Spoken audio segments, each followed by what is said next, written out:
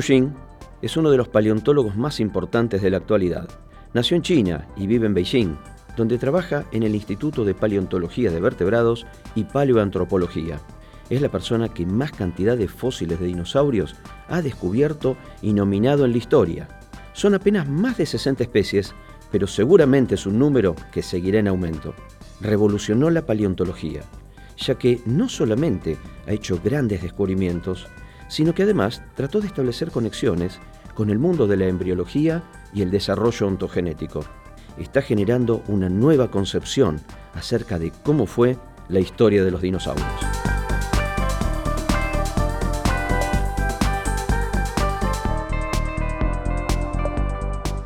Okay, Xing, it's a really pleasure to have you here in Argentina. Did you enjoy your stay here? Oh, of course. It's a great trip for me. I see the country, see the people. I love. Probably you have more than 60 already named dinosaurs, and probably the list is increasing soon. Did you discover these dinosaurs, or somebody discovered for you? Which was the history about that? Oh, of course, not all these 60 dinosaurs. The fossils were discovered by myself. I have a team. I have some collaborators. So some of those fossils, I made the discovery in the field, but some of them are, discovered by my colleagues, collaborators, even farmers. Yes. So the farmers also collaborate in the discovery of fossils, and then you go there to excavations. It depends on where you go. China is a big country. We have, just like Argentina, we have lots of fossil sites across the country. So for some parts of China, you don't have farmers to help you. So basically, it's a scientist, like a well-organized group to like a Gobi Desert in China, something like that. And the farmer really made lots of discoveries. And then we also, of course, spent time there and excavated. But most major discovery were made by local farmers.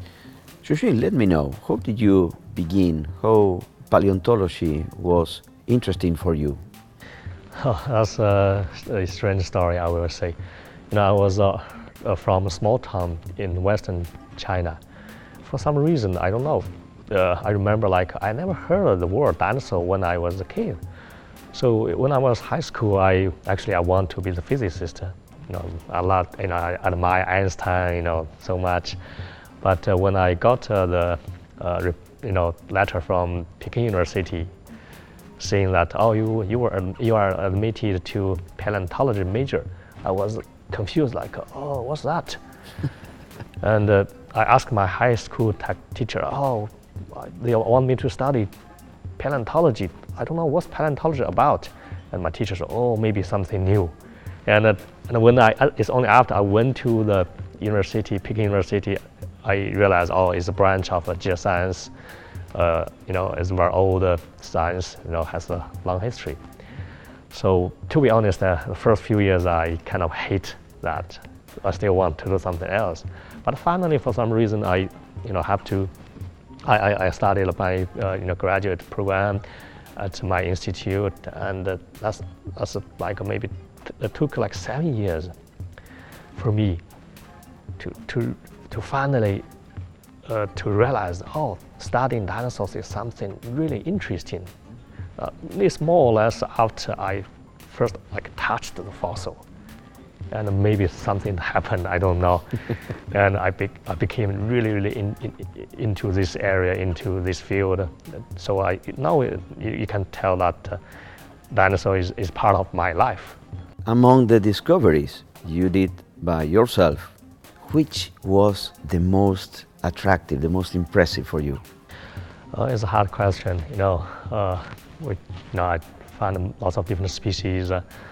I will say it's very difficult for me to pick just one of them as the most important one. But there are a few ones I believe for me is really, I believe is among the most important discoveries for dinosaur research.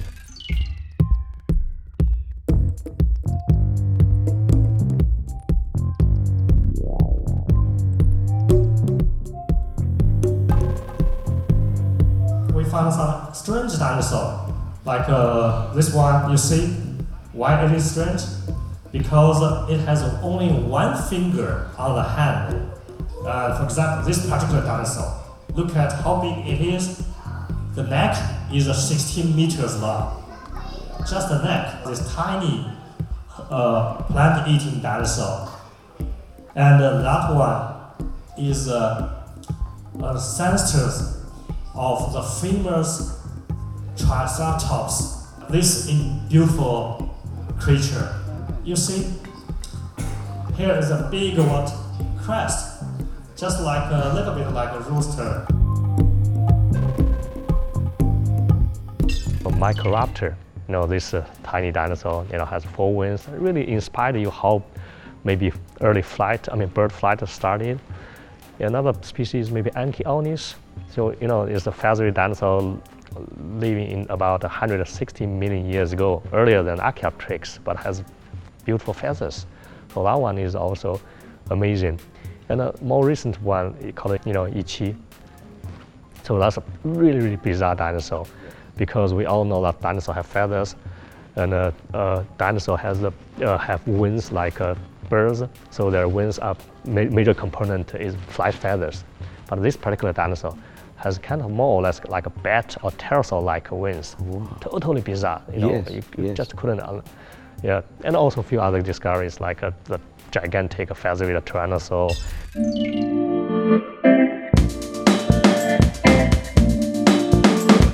We know that many years ago, people proposed that birds are descended from dinosaurs. If that hypothesis is correct, then you will have 3 predictions. What 3 predictions? Prediction 1, dinosaurs must be very small in size in order to become birds, right? Otherwise, you couldn't evolve into birds. Prediction 2, dinosaurs should have feathers, because we know all birds have feathers. If birds are descended from dinosaurs, its ancestors should have feathers, or at least should have some feather-like structures. Prediction 3, maybe some dinosaurs have flight capability, because we know that birds are very good at flight. So in order to test that 3 hypotheses, scientists are trying hard to find evidence. Of course, dinosaurs like this size couldn't fly. Why is that? Because if an animal of this size wants to fly, it needs extraordinary big wings. For example, for this gigantic sauropod, if he wants to fly, he needs wings of how many? 25,000 square meters. That size wing to fly. Definitely not possible. So that's why many dinosaurs become smaller and smaller and finally became birds. Yes, we have lots of small-sized dinosaurs, like this one. So this, you see here, my hand for scale. So this is a tiny dinosaur. It's not a baby. It's adult already, but it is very small. So body mass is less than 6 grams.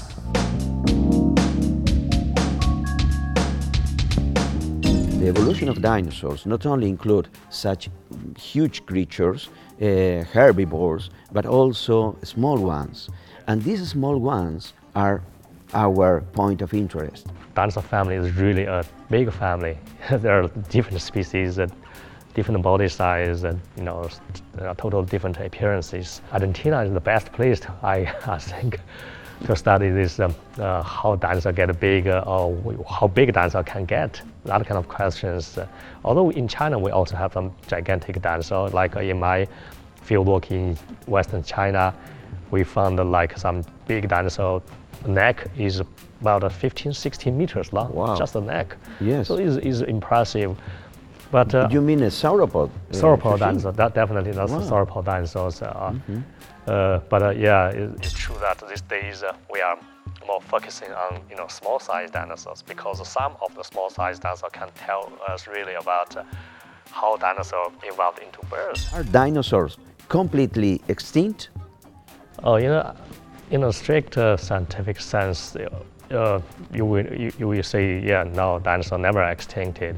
They were living in a dinosaur world. Wow. But of course, those dinosaurs are totally different from the dinosaur we traditionally, in our conventional mind. Yes. That's a big difference. Yeah. So we live in a world which is dominated by dinosaurs, birds. Yeah, you can see that. I agree. Yeah.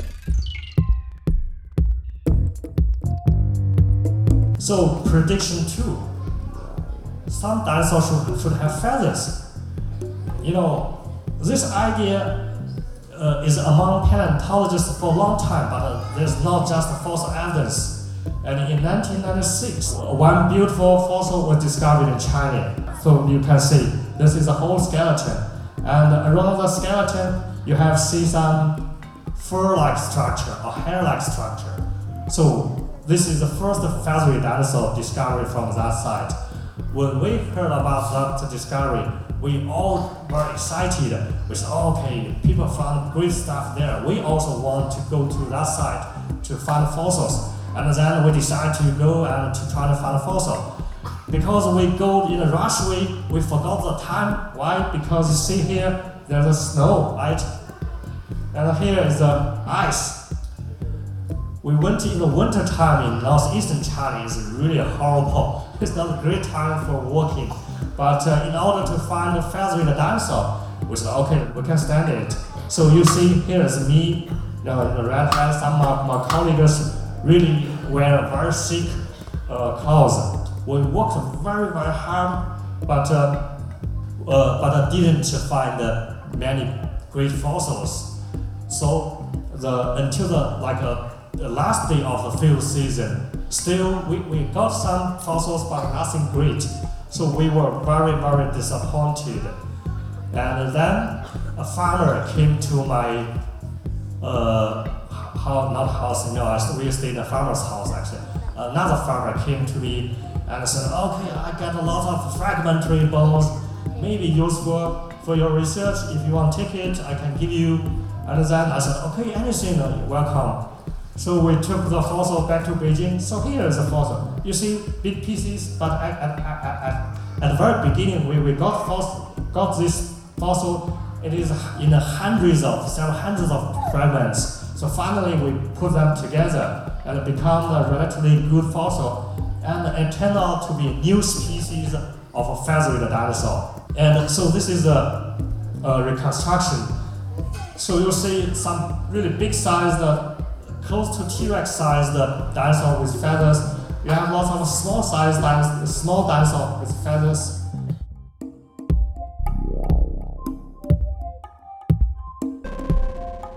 We always believe Archaeopteryx is the basal bird, the most primitive bird. And now with the new discovery, from China, from Argentina, people realize that it is possible that Archaeopteryx is a close relative of Olenlagia, a close relative of Microraptor. All they are actually not basal birds, they are maybe basal Deinonychosaurs. So it's a totally different branch. Yes. But of course, this is one idea. Yes. You need more evidence to demonstrate that. But anyway, this highlight how important our new discoveries from both China and Argentina can really change our thought about this important evolutionary transition. About the third prediction, I said in order to become a bird, you need to learn how to fly. So we should be able to find some fossils showing that a dinosaur might be able to fly. And then that's in 1998. We started our fieldwork in Liaoning again.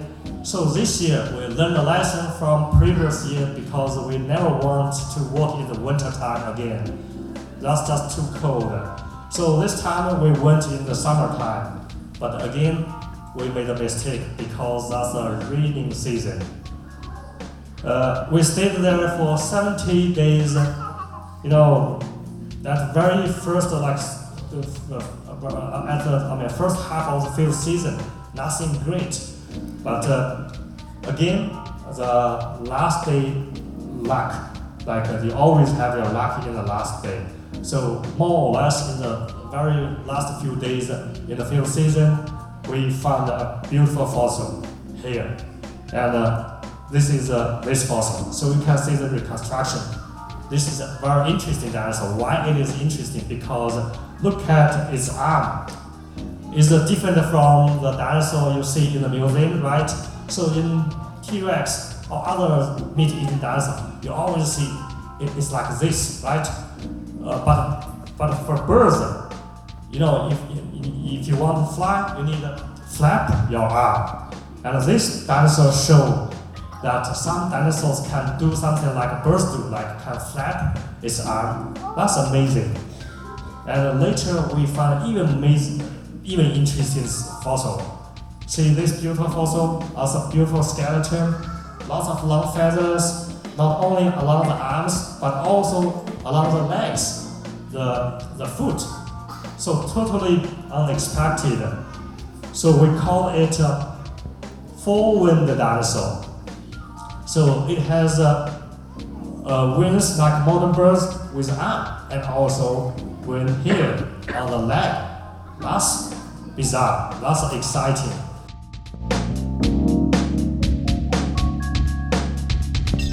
Joshi, let me know about all the richness of China, all the cultural heritage, and the problem of illegal traffic of fossils in your country. Yeah, the illegal digging and trading in China, fossils in China is a big problem, I would say, these days. Also, it's a very complex issue, I would say. You know, I've been to many fossil sites in China, especially I mentioned to Liaoning. I have been doing field work there for a long time. I stayed in a farmer's house, so know exactly what, you know, they're in their mind. Like illegal digging, you know, actually basically the farmers, you know, in China is not allowed for local farmers to dig. You have to get a permit, you have to be a scientist from like the public institution, then you can dig. But you know, apparently lots of farmers are digging there in their whole backyard, something like that.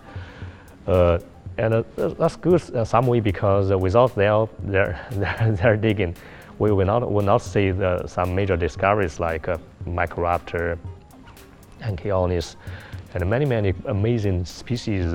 Actually, those fossils were discovered by local farmers. But you know, how to solve this problem is not really easy. Like, oh, you just stop the farmers and something like that. Because if you go to that area and you see that people there are very poor, you know, they want to make a living, you know, make a relatively decent life, and they can like dig and find a fossil and sell the fossil and make a big difference for the family. But you know, but meanwhile, as I said, it's illegal. So how to make a balance and how to make you know, let them to contribute to science, but at the same time also do less damage to the fossils. That's also an issue. We have a lot of discussions. Pregunta. Sí, para los dos. La mayoría de los dinosaurios con plumas se han descubierto en China y en Mongolia. ¿Hay alguna teoría de por qué se da así? Sé que en Argentina también, en el sur se han encontrado, pero es muy común que sea en esa zona. ¿Por qué se da en esa zona y no en las otras, quizás? Yeah, I guess it's really related to taxonomy and preservation. So as I said, like feathery dinosaurs should be present in everywhere, like here in Argentina, Africa, North America.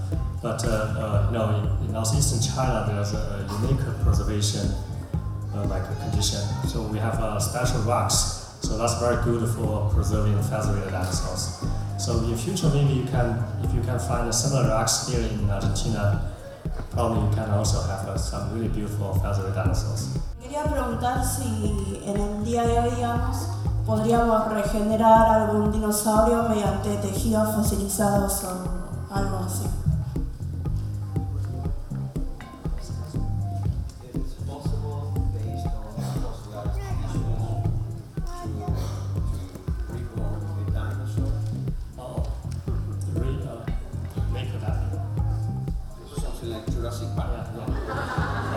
personalized tissue.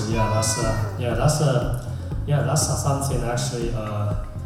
Some people is trying, not exactly, but something some scientists are trying to do, which is to analyze, dinosaur fossil bone for DNA or other maybe protein or something to understand the dinosaurs. Yes, there are a few publications based on fossils from, for example, North American, like T-Rex, some Henderson, and people claim that they have identified fragments of proteins. For DNA, no any report. Oldest record for organic matter from a dinosaur fossil is about 200 million years old. That fossil is from China, early Jurassic. So there are a few studies try to understand whether protein or DNA, that kind of information can be preserved and then finally can be used to understand the dinosaur, even recover dinosaur. But in general, those studies are not really reliable, although those papers are published in some great journals, big journals. But in the scientific community, most people don't trust those results very much. But on the other hand, there are a new field, you all probably know, like gene editing. So when you have a really good understanding about gene type and morphotype, theoretically, if you know how a particular dinosaur look like, then you can probably find a particular a set of gene, and then can artificially produce an animal. Then you can have a sort of recover a live dinosaur. So that's something probably you can do to recover dinosaur or live dinosaur from ancient DNA is probably less likely. Fossils is not like antiques. You want to make money or something. Fossils is a source for the knowledge, and is a source for the science. So that's really, really important to make all the fossils available to the scientists, also available to the general public. I think that's definitely the point and that we want to emphasize. It's the history of our planet. What you wish to find in China or in other places of the world? Which is your dream? Of course, I want to continue my research in the east and top here. The origin of birds. We know that over the last 20, 30 years, we have lots of discoveries really helped us to have a better understanding of this. But if you look at it in details, there are still lots of problems, remain to be answered, and something not so certain as we mentioned, like Archaeopteryx. Whether really Archaeopteryx is a basal bird, a primitive bird, or it is a Deinonychosaurid theropod. Yes, more closely related with Velociraptor. Yeah, Velociraptor, Deinonychus, those species. So that means we need more discoveries. We need more discoveries in the future, and of course we need more different new methods to study the fossils. So one idea definitely I have in my mind is to work with collaborate with you and maybe some other people from Argentina and maybe other countries. Maybe we can put together a big project.